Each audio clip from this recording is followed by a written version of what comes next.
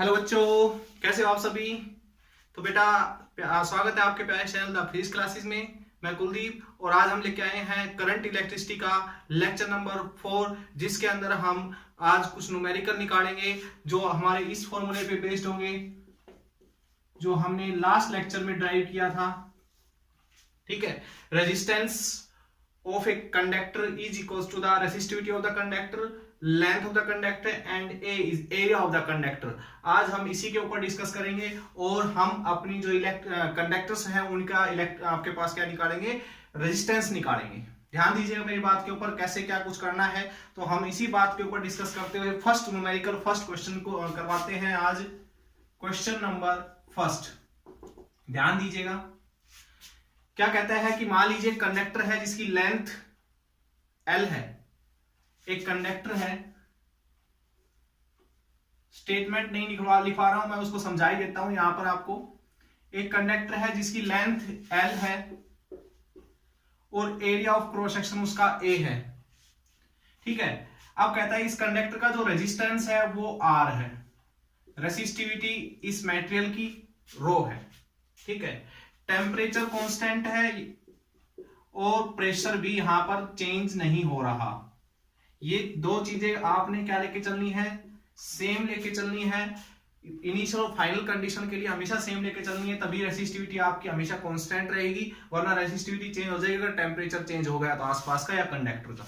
ठीक है, ये चीज आप लोगों ने ध्यान रखनी है। अब कहता है इस कंडक्टर को स्ट्रेच करके इसकी लेंथ को डबल कर दिया जाता है। तो ये कंडक्टर की जो लेंथ है वो डबल कर दी गई। तो लेंथ जब उसकी डबल कर दी गई, L से 2L कर दी गई है, तो बेटा सीधी सी बात है इसका एरिया ऑफ क्रॉस सेक्शन घट जाएगा और हमारा रेजिस्टेंस जो होता है वो लेंथ और एरिया के ऊपर डिपेंड करता है।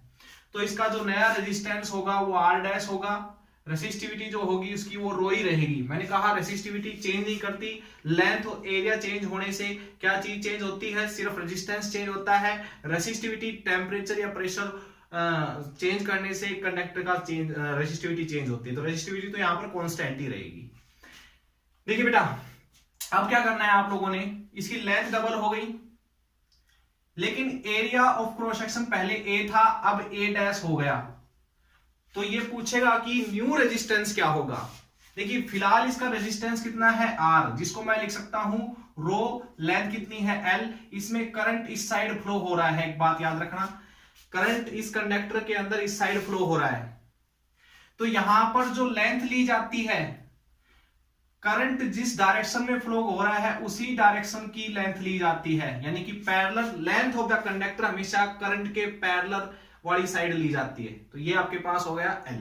ठीक है, एक चीज क्लियर। एरिया कौन सा लिया जाता है, जो करंट के परपेंडिकुलर हो। क्रॉस सेक्शन ऑफ एरिया जो है यहां पर परपेंडिकुलर है करंट के, तो ये ले लिया। तो ये तो हमारा है पुराने वाला रेजिस्टेंस। अब हमने R डैश की वैल्यू निकालनी है बेटा। तो R डैश की वैल्यू यहां से क्या आएगी, तो R डैश की वैल्यू मैं यहां पर लिख देता हूं। तो R डैश की वैल्यू आएगी रो, लेंथ, करंट अब भी साइड ही फ्लो हो रहा है, लेंथ आपके पास 2L, okay, area of cross section A dash, but A dash हमें पता नहीं कितना हो गया। A डैश की वैल्यू अगर पता लग जाए तो इसमें रख सकते हो। देखिए बेटा, आप लोगों ने 10th क्लास में पढ़ा है कि जब भी हम किसी भी बॉडी को एक शेप से दूसरी शेप में कन्वर्ट करते हैं, जैसे कि सिलिंड्रिकल शेप थी या हमने स्फीयर में कन्वर्ट कर दिया, तो एक चीज हमेशा कांस्टेंट रहती है, उसका वॉल्यूम। ठीक है, तो इस टाइम जो इसका वॉल्यूम है, इनिशियल वॉल्यूम और फाइनल वॉल्यूम हमेशा बेटा सेम रहते हैं, ये चीज याद रखना। तो वॉल्यूम निकाला कैसे जाता है, वॉल्यूम निकाला जाता है सिलेंडर का एरिया इंटू लेंथ। ठीक है, और इस टाइम क्या है, एरिया इंटू लेंथ। तो लेंथ से लेंथ कैंसिल, L से L कैंसिल, A डैश की वैल्यू क्या आ गई, पुराने वाले एरिया की हाफ, यानी कि जब भी लेंथ को डबल किया जाएगा तो एरिया क्या हो जाएगा, हाफ हो जाएगा। अब R डैश के अंदर रखिए रो 2L अपॉन में A/2, 2 ऊपर चला जाएगा तो R डैश ऊपर 2 ऊपर जाएगा 4 हो जाएगा, रो L/A। रो L/A किसकी वैल्यू है, पुराने वाले R की। तो नया रेजिस्टेंस पुराने वाले रेजिस्टेंस का 4 गुना ज्यादा हो जाएगा जब उसकी लेंथ को डबल कर दिया जाएगा, एरिया को हाफ कर दिया जाएगा। तब नया वाला रेजिस्टेंस पुराने वाले रेजिस्टेंस का क्या हो जाएगा, 4 टाइम्स ज्यादा हो जाएगा। ठीक है, तो बेटा ये आई थिंक आपको ये न्यूमेरिकल समझ में आ गया होगा। इजी सा न्यूमेरिकल भी है, हम और भी टफ न्यूमेरिकल के ऊपर चलेंगे आज। इसके आगे देखिएगा ध्यान, सेकंड न्यूमेरिकल।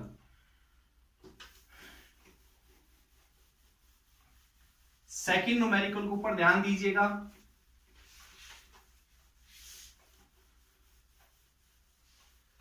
सेकंड न्यूमेरिकल की बात करते हैं, एक बार मैं देख लेता हूं।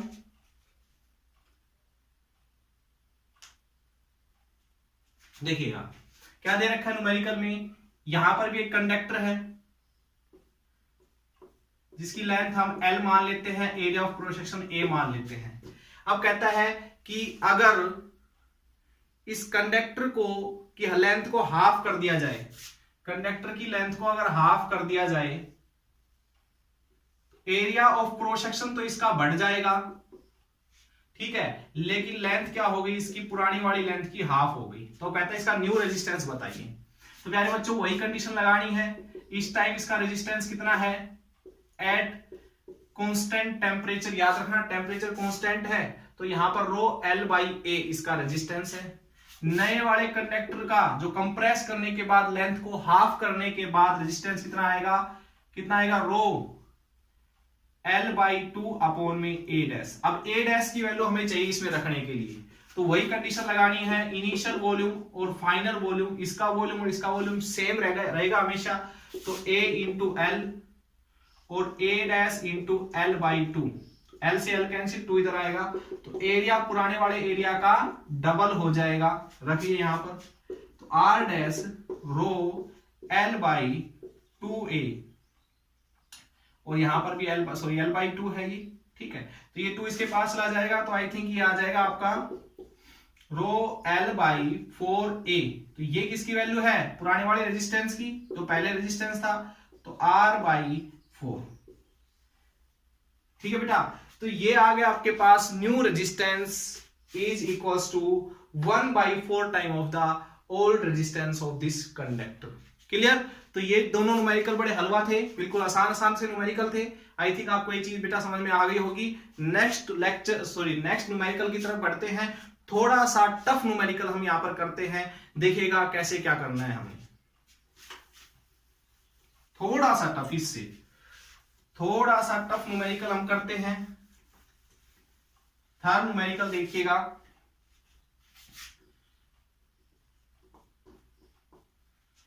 देखिए एक एक्स एक्सिस वाई एक्सिस है, ये जेड एक्सिस है,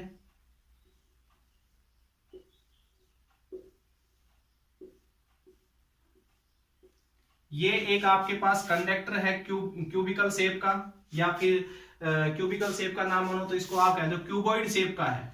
इसकी लेंथ A है, ब्रेड्थ B है, हाइट इसकी C है। ठीक है, इसके इस फेस से करंट इसके अंदर एंटर कर रहा है, इस फेस से बाहर निकल रहा है, इस फेस से एंटर कर रहा है, इस फेस से बाहर निकल रहा है। ये 4 फेस की बात कर लेते हैं पहले हम। तो करंट इसमें I और इसमें से I निकल रहा है। ठीक है, तो मैं कहूं कि इस वाले फेस में बताइए, इन दोनों फेस में आमने सामने के जो फेस है इनका रेजिस्टेंस कितना होगा। तो रेजिस्टेंस निकालने का फॉर्मूला बेटा रो रेसिस्टिविटी। ठीक है, रेसिस्टिविटी लेंथ कौन सी लेके चलनी है बेटा, लेंथ आप लोगों ने कौन सी लेके चलनी है, जिधर करंट जा रहा है उधर की लेंथ आपने लेके चलनी है। करंट के पैरेलल कौन सी है, इसकी लेंथ A, तो A लिखोगे यहां पर अपॉन में एरिया किसका लेना है, जिधर करंट एंटर कर रहा है उसके परपेंडिकुलर कौन सा एरिया है, तो परपेंडिकुलर है ये वाला एरिया। तो ये यहां पर क्या आएगी, ब्रेड्थ इंटू हाइट, यानी कि लेंथ इंटू ब्रेड्थ का फॉर्मूला होता है ना किसी भी स्क्वायर का या ट्रायंगल का एरिया निकालते हैं। तो ये कितना है B और ये कितना है C, तो B इंटू C, तो ये आ जाएगा आपका रेजिस्टेंस। ऐसे ही मान लीजिए बेटा अगर इस वाले फेस से करंट एंटर कर रहा है, इस वाले फेस से नीचे की तरफ जा रहा है, तो इनका निकालेंगे तो इसका रेजिस्टेंस कितना आएगा, फर्स्ट फेस का निकाल लिया, सेकंड फेस का निकालते हैं रेजिस्टेंस। देखिएगा इसके रो रेसिस्टिविटी तो कांस्टेंट रहेगी, करंट इधर से एंटर कर रहा है इधर निकल रहा है, तो इसके पैरेलल कौन है C।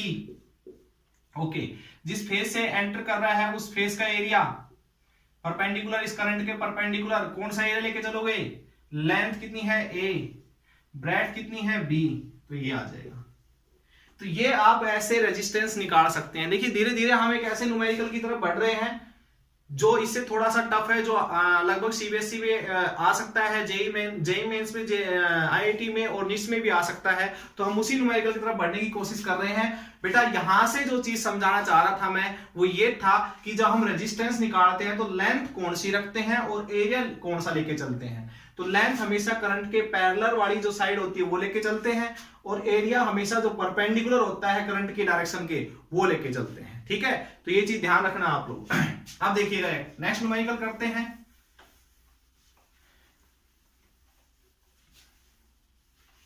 न्यूमेरिकल नंबर 4 देखिएगा बेटा, एक हम सिलेंडर ले लेते हैं। एक सिलेंडर ले लिया हमने, ये सिलेंडर है, ठीक है। इस सिलेंडर के अंदर करंट इस डायरेक्शन में फ्लो कर रहा है। अब ये एक काम कर लेते हैं, सिलेंडर वाला तो आसान सा हो जाएगा, होलो सिलेंडर ले लेते हैं। देखिएगा ध्यान समझिएगा, एक होलो सिलेंडर ले लेते हैं हम। यहां से एक होलो सिलेंडर ले लेते हैं,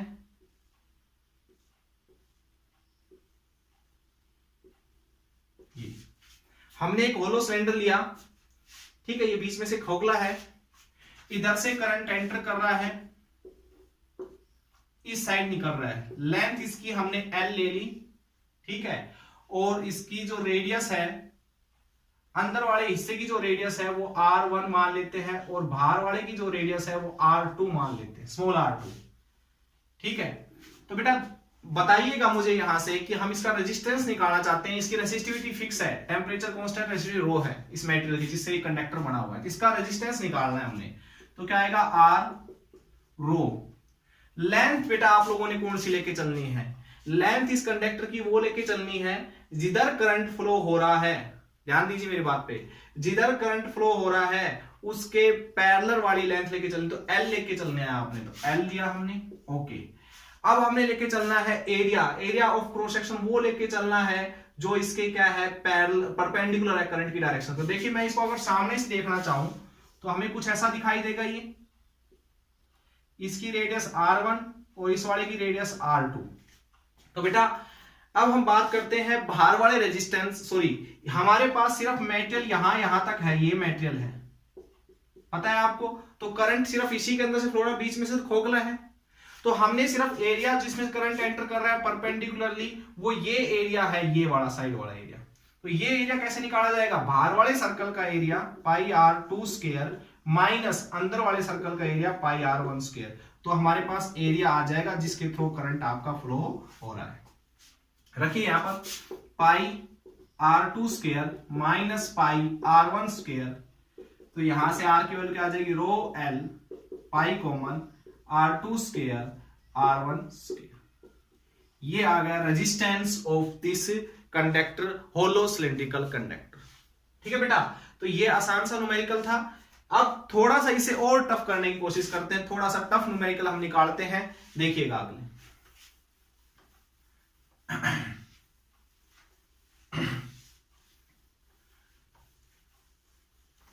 न्यूमेरिकल नंबर 5, क्वेश्चन नंबर 5 करते हैं हम। देखिए मान लीजिए एक आपके पास सिलेंडर है, होलो सिलेंडर ही ले लेते हैं हम, यहां पर भी होलो सिलेंडर यहां पर मैं ले लेता हूं।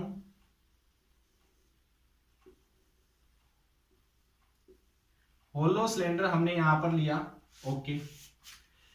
अब की बात, जो करंट इसके अंदर फ्लो कर रहा है वो इस डायरेक्शन में फ्लो कर रहा है करंट, यानी कि इधर से एंटर कर रहा है, इधर से मान लो एंटर कर रहा है, ऐसे है करंट, इधर से एंटर कर रहा है, इधर से निकल रहा है। अब देखिए जो अंदर वाला सिलेंडर है इसकी रेडियस हम R1 मान लेते हैं, बाहर वाले की जो रेडियस है वो R2 मान लेते हैं। ध्यान दीजिएगा मेरी बात पे, ठीक है।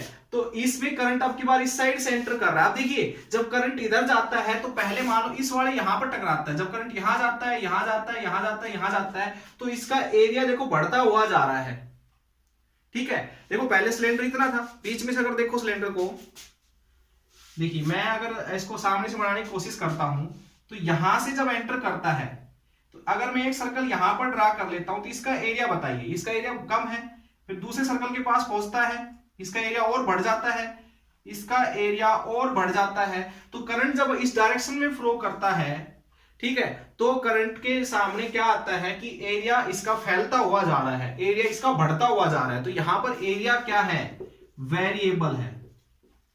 एरिया यहां पर क्या है, वेरिएबल है। देखिए क्वेश्चन में ट्विस्ट है यहां पर।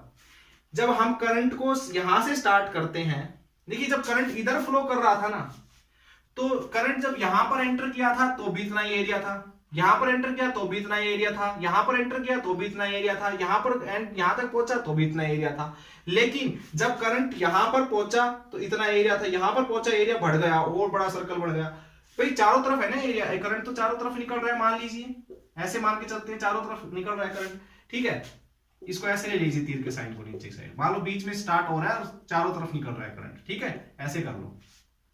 तो क्या हो रहा है, देखिए जब करंट इधर पहले वाले सर्कल के पास पहुंचता है इतना ही एरिया उसके सामने होता है, लेकिन जब वो दूसरे सर्कल के पास पहुंचता है तो एरिया और बढ़ जाता है, और बढ़ जाता है, बढ़ जाता है। तो यहां पर एरिया क्या है बेटा, वेरिएबल है। तो इस बात को ध्यान में रखते हुए आपके सामने एक चीज आ गई है कि एरिया वेरिएबल है, तो रेजिस्टेंस भी आपको निकालने में थोड़ी सी दिक्कत आएगी यहां पर। इसलिए मैं कह रहा हूं क्वेश्चन थोड़ा सा टफ है, ठीक है। तो एक काम करेंगे हम, अगर एरिया वेरिएबल है, जब भी कोई वेरिएबल चीज आती है तो हम जो भी हमारे पास शेप दे रखी है, जैसे यहाँ पर सिलेंड्रिकल होलो सिलेंड्रिकल शेप दे रखी है, तो बेटा हम यहां पर क्या करते हैं, एक एलिमेंट्री पार्टिकल इसका मान के चलते हैं। तो इसका एलिमेंट्री पार्टिकल मान लेते हैं, यहां पर एक छोटा सा एक सिलेंडर और ले लेते हैं, छोटा सा एक सिलेंडर यहां पर ले लेते हैं।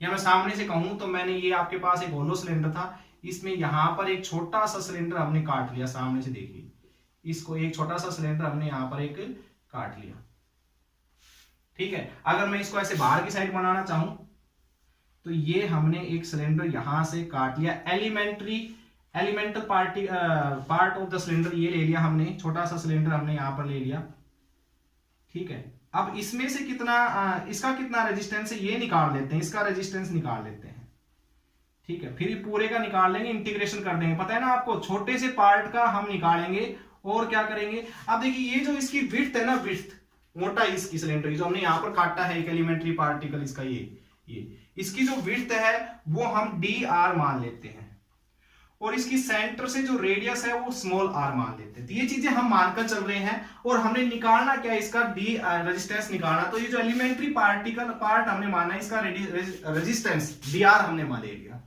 dr का फॉर्मूला क्या होगा, रो, ठीक है। लेंथ कौन सी लेके चलोगे प्यारे बच्चों, ध्यान दीजिए, लेंथ आप लोगों ने कौन सी लेके चलनी है, लेंथ आप लोगों ने लेके चलनी है जिसमें से करंट, जिसके पैरेलल करंट जा रहा है। तो पैरेलल यानी कि विड्थ, इसकी जो विड्थ है ना, मोटाई, ये एलिमेंट्री पार्टिकल जिसमें से करंट निकल रहा है इस साइड निकल रहा है, तो यही लेके चलनी इसके पैरेलल वाली। तो dr लेके चलना है आपने, dr अपॉन में एरिया। एरिया कौन सा, एरिया आप लोगों ने लेके चलना है बेटा यहां पर कौन सा, जो यानी कि करंट जहां जा रहा है तो परपेंडिकुलर किसके ऊपर गिर रहा है, तो परपेंडिकुलर करंट किस पे गिर रहा है, इसके पूरे कर्व सरफेस के ऊपर। करंट इधर जा रहा है ना, देखो करंट इधर फ्लो कर रहा है ऐसे, तो करंट परपेंडिकुलर किसके ऊपर गिर रहा है, इसके कर्व सरफेस के ऊपर। तो कर्व सरफेस एरिया 2 पाई r l, इस सिलेंडर का curve surface area, curve surface area के तो परपेंडिकुलर निकल रहा है करंट, ये कर्व सरफेस एरिया, इसके परपेंडिकुलर इधर इधर इधर ऐसे, ठीक है, करंट ऐसे निकल रहा है। तो ये हमने ले लिया यहां से, ठीक है बेटा।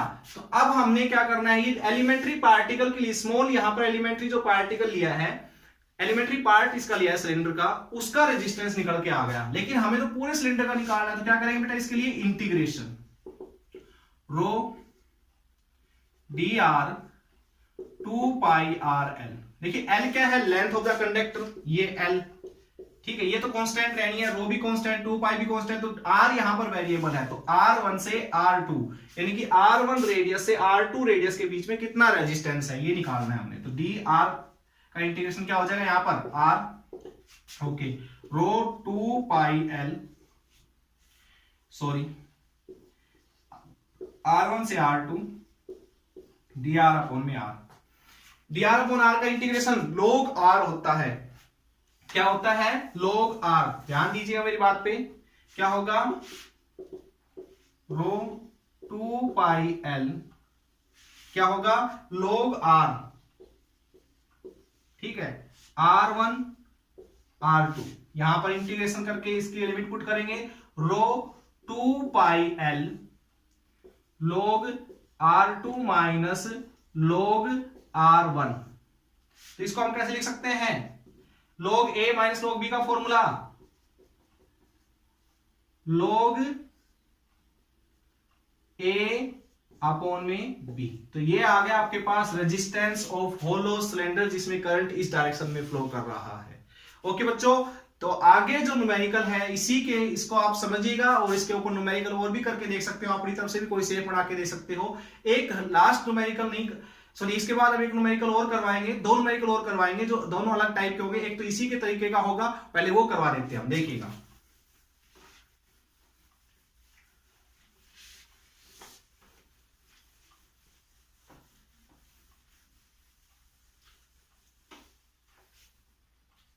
देखिएगा एक बार इसको। हाँ तो बच्चों देखिए, क्वेश्चन नंबर 5 करवाते हैं। हमने कहा कि जैसे कि एक मान लीजिए इस फ्रस्टम शेप का एक आपके पास कंडक्टर दे रखा है, फ्रस्टम शेप का, जो अंदर से खोखला नहीं है। एक बात ध्यान रखना, इसमें करंट इस डायरेक्शन में फ्लो कर रहा है, करंट इसमें इस डायरेक्शन में फ्लो कर रहा है। इधर वाले फेस की जो रेडियस है वो A है, इधर वाले फेस की जो रेडियस है वो B है, ठीक है। अब इसमें से करंट जो है I फ्लो कर रहा है, तो कहता है इसका रेजिस्टेंस बताइए। देखिए, मैं अगर करंट की बात करता हूं तो करंट जब यहां से एंटर करता है, इस एरिया ऑफ क्रॉस सेक्शन से एंटर करता है, तो करंट क्या करता है, जब एंटर करता है तो उसके सामने ये एरिया ऑफ क्रॉस सेक्शन है। लेकिन जब यहां पहुंचता है तो एरिया ऑफ क्रॉस सेक्शन बढ़ जाता है, यहां पहुंचता है तो एरिया ऑफ क्रॉस सेक्शन और बढ़ जाता है, यहां पहुंचता है तो एरिया ऑफ क्रॉस सेक्शन और बढ़ जाता है, यहां पहुंचता है तो एरिया ऑफ क्रॉस सेक्शन और बढ़ जाता है। तो एरिया यहां से फिर से वेरिएबल है, एरिया यहां पर कैसा है, वेरिएबल है। रिपीट कर दिया मैंने इस चीज को फिर से, आई थिंक आपको ये चीज अच्छी तरह समझ में आएगी अब। और लेंथ इसकी हम L मान लेते हैं, L लेंथ है, एरिया यहाँ पर वेरिएबल है। तो फिर से क्या करेंगे, इसका एक एलिमेंट्री पार्टिकल मान के चलेंगे। तो फ्रस्टम का एक एलिमेंट्री पार्टिकल एक रिंग के रूप में ले सकते हो। जैसे कि मान लीजिए मैंने यहाँ पर एक छोटा सा एक ऐसे dx लेंथ का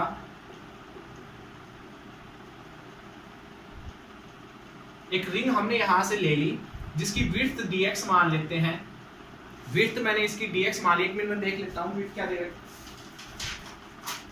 हाँ, विड्थ हम इसकी dx मान लेते हैं, और इसकी जो लेंथ सॉरी यहां से डिस्टेंस है वो x मान लेते हैं, और इसकी जो रेडियस है, इस वाली रिंग की जो रेडियस है वो हमने मान ली, यहां से यहां तक की जो रेडियस है वो हमने r मान ली।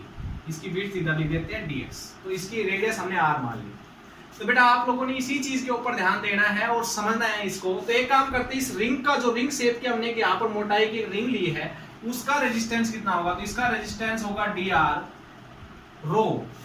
करंट इधर जा रहा है, तो करंट के जब इसमें से निकलता है तो करंट के पैरेलल क्या आती है, कौन सी लेंथ आती है, इसकी विड्थ। देखिए ये भी इधर बढ़ रही है विड्थ इसकी धीरे धीरे, तो dx लेके चलेंगे यहाँ पर, अपॉन में क्या लेके चलेंगे, dx। ओके, अब अपॉन में क्या लेके चलना है, इसका रिंग का एरिया, रिंग का एरिया ऑफ क्रॉस सेक्शन, जिसमें करंट इधर जाता है तो area of cross section perpendicular होगा। तो यहां से क्या होगा, pi r square, pi r square ring का, ठीक है, एरिया ऑफ क्रॉस सेक्शन ये होगा। अच्छा, यहां पर देखिए x भी वेरिएबल और यहां पर r भी वेरिएबल होगा, तो दो वेरिएबल आ रहे हैं इस क्वेश्चन में, तो सोल्व नहीं कर पाएंगे हम। ये r वेरिएबल क्यों होगा, देखो r की वैल्यू यहां पर इतनी है, r यहां पर इतना हो जाएगा, r यहां पर इतना होगा, r यहां पर b के इक्वल हो जाएगा, r यहां पर a के इक्वल था। ऐसे ही x dx भी यहाँ, x यहाँ पर वेरिएबल, x इसके लिए इतना है, यहाँ पर रिंग लेते इतना हो जाता है, यहाँ पर रिंग लेते इतना हो जाता है, दोनों वेरिएबल है। तो एक काम करना पड़ेगा, इसको एक वेरिएबल के अंदर कन्वर्ट करना पड़ेगा और इसमें इक्वेशन पुट करनी पड़ेगी फिर। तो ध्यान dीजिए मेरी बात पे, यहां से मैं dx को थोड़ा नीचे लिख देता हूं। मैं यहां से इस लाइन को ऐसे आगे बढ़ा रहा हूं ऐसे, और ये जो एंगल है इसको मैं थीटा मान रहा हूं। क्या मान रहा हूं मैं, थीटा। तो बेटा ये एंगल थीटा है। अच्छा ये बताइए यहां से यहां तक की कितनी हो जाएगी ऊंचाई, इसको a b और c नाम देते हैं इस ट्रायंगल को। तो ये हो जाएगी आपकी b माइनस a। क्यों, क्योंकि पूरी b है, इसमें से ये कितनी है, a घटाओगे तो ये b माइनस a हो जाएगी, ठीक है। तो यहां से tan थीटा की वैल्यू निकालते हैं।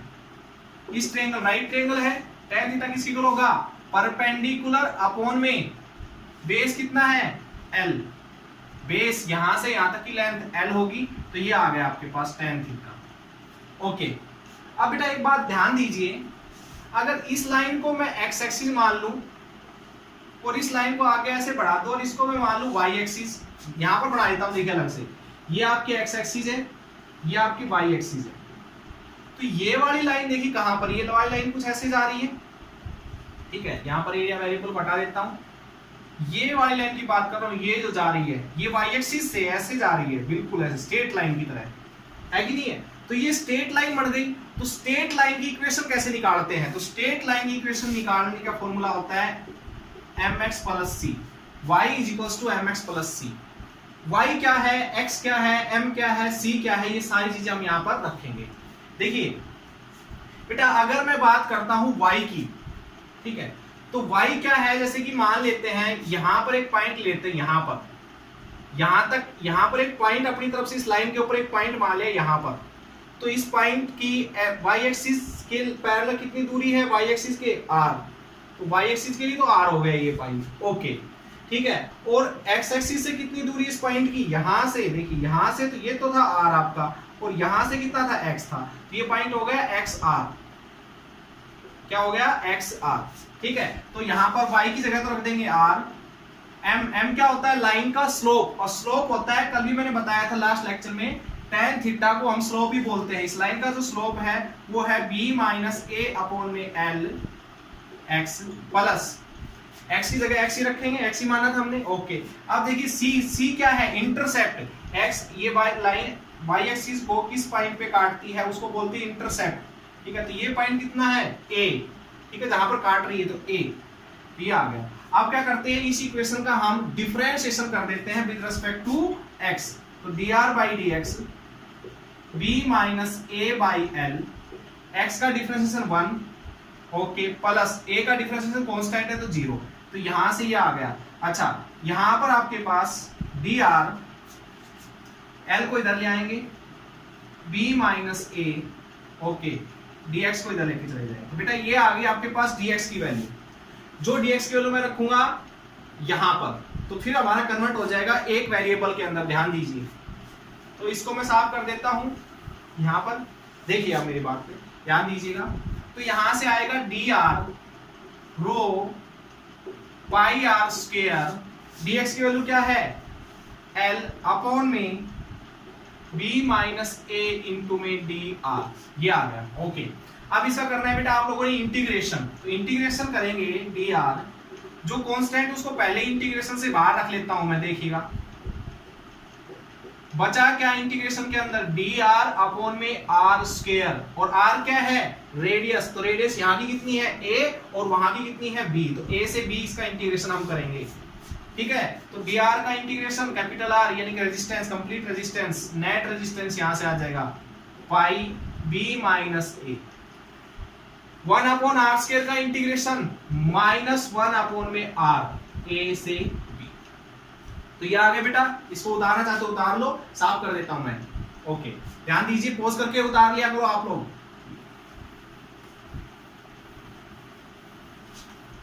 अब देखिएगा, तो r is equal to rho l upon में pi b minus a, limit put करेंगे, upper limit minus lower limit, तो प्लस हो जाएगा, पहले इसके साथ माइनस है तो माइनस माइनस प्लस हो जाएगा, तो रो l pi b minus a, नीचे a b l से ले लेंगे तो a माइनस का और b प्लस का, तो ऐसे आएगा आपके पास, b से कैंसिल, सेम है, तो रेजिस्टेंस आ गया इस फ्रस्टम का, फ्रस्टम शेप जो आपके पास दे रखी है इसका रेजिस्टेंस आ गया रो l pi a b। Okay, तो बेटा ये आपको आई थिंक समझ में आ गया होगा, आसान सा न्यूमेरिकल है, ठीक है, आसान सा नहीं था, बहुत कुछ सिखाता है ये न्यूमेरिकल बेटा आप लोगों को, तो आपको आई थिंक समझ में आया होगा। नेक्स्ट हम देखते हैं, नेक्स्ट लेक्चर के अंदर हम डिस्कस करेंगे कि हमारा जो रेजिस्टेंस है वो टेम्परेचर्स के ऊपर कैसे डिपेंड करता है, फिर हम टेम्परेचर कोफिशिएंट्स के बारे में डिस्कस करेंगे। जब तक के लिए आप अच्छी तरह से पढ़िए और अच्छे न्यूमेरिकल निकालिएगा बेटा। Okay, all the best.